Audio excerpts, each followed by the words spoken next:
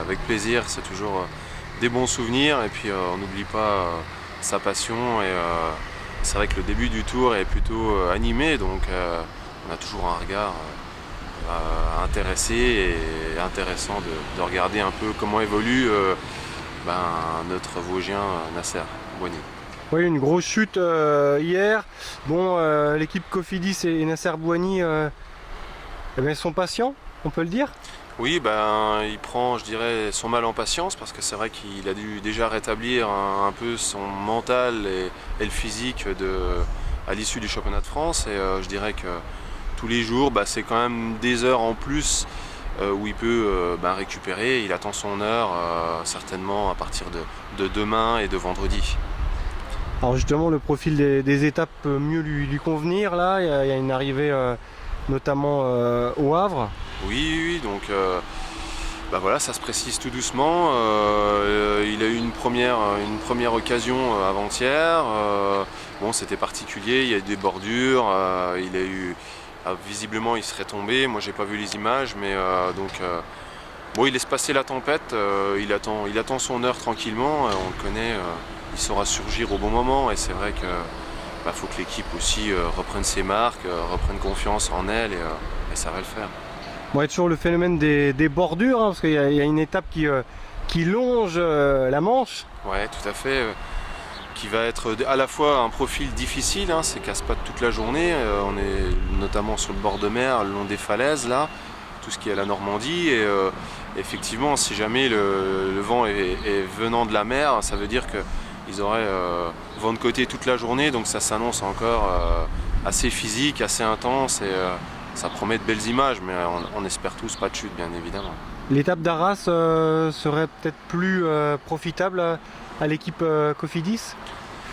Oui, ça serait bien. En plus, ils sont pas très loin de chez eux, sachant que le partenaire est quand même du Nord, donc ça serait une belle occasion pour eux de faire un exploit. Ça serait rêvé pour eux. Bon, l'arrivée, il faut que ça soit sur le plat, faut pas qu'il y ait de dénivelé pour que ça facilite vraiment les sprinteurs, la tâche des sprinteurs. Oui, mais bien que Nasser passe quand même de mieux en mieux les bosses, on l'a vu cette année, il a vraiment progressé. Championnat de France, il n'y a qu'une dizaine de coureurs, une quinzaine de coureurs devant, il est dedans, donc ça montre un peu le niveau et on sait que le championnat de France était quand même relativement difficile, donc je suis assez confiant. Au contraire, si c'est un petit peu dénivelé, s'il y a un premier écrémage et qu'il a 100% de ses moyens, il y aura peut-être pas, ça pourra lui permettre de mettre en difficulté les autres équipes qui sont bien plus armées pour emmener les sprints. Bon, il y aura l'étape de vendredi, Livaro-Fougères. Là aussi, elle a dû être cochée par les sprinteurs.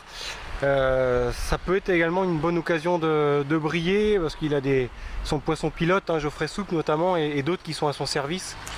Oui, c'est ça, il a encore pas pris ses marques véritablement sur le tour, donc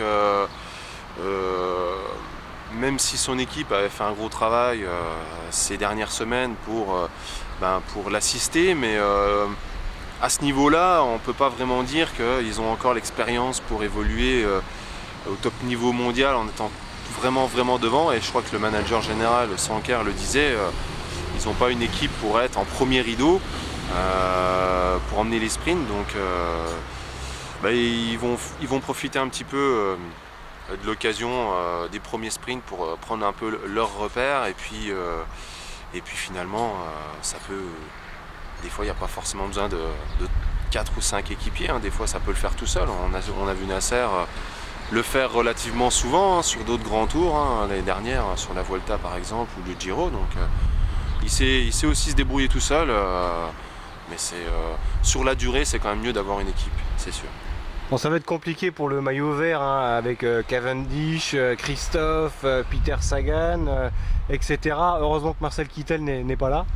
Voilà, c'est le Tour de France, c'est le top niveau mondial, des sprinteurs capables de gagner en début de tour, il y en a toujours une dizaine, donc après il y a un petit écrémage qui se fait dès qu'on passe à un premier massif, un deuxième écrémage dès qu'on passe le deuxième massif, mais c'est vrai que pour le maillot vert, ça semble assez difficile, d'autant plus que le début de Tour de France n'est pas tout plat, donc il reste relativement vallonné et c'est propice aux échappées. Il faut quand même bien être offensif et puis pouvoir passer les bosses vraiment devant pour avoir la possibilité d'être sur le podium, en tout cas d'avoir le maillot vert à Paris. Bon, toi, en tant qu'ancien sprinter, comment tu vois ça, ces arrivées? Il y a beaucoup de tension, beaucoup de pression, les coureurs se frottent. On l'a vu, hein, Nasser Boigny a laissé beaucoup de plumes au championnat de France. Faut être prêt psychologiquement et physiquement, hein, on a envie de dire. Ouais, tout à fait. Bah là, à ce niveau-là, ça pardonne pas. C'est le top niveau mondial, comme je le disais. Hein, il y a un paquet qui peuvent gagner. Donc, début de tour, il faut prendre des risques, mais pas être inconscient. On peut gagner aux Champs-Élysées en 3e semaine. Donc, il faut toujours croire un petit peu en sa chance.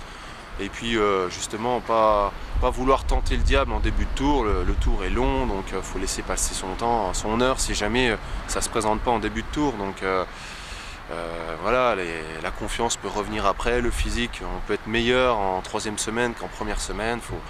Le tour, c'est tout un concentré de saison en 3 semaines, donc il faut toujours croire en soi et il faut laisser passer un petit peu les moments difficiles. Bon, pour conclure, il faut quand même briller avant la montagne là, pour Nasser Boigny et ses coéquipiers, parce que ça va devenir fastidieux. Hein. Tout à fait, tout ce qui est pris n'est plus à prendre, mais il faut toujours... Moi j'ai eu la possibilité de gagner en début de tour et en fin de tour, et ça ne change pas la valeur de la victoire en tout cas.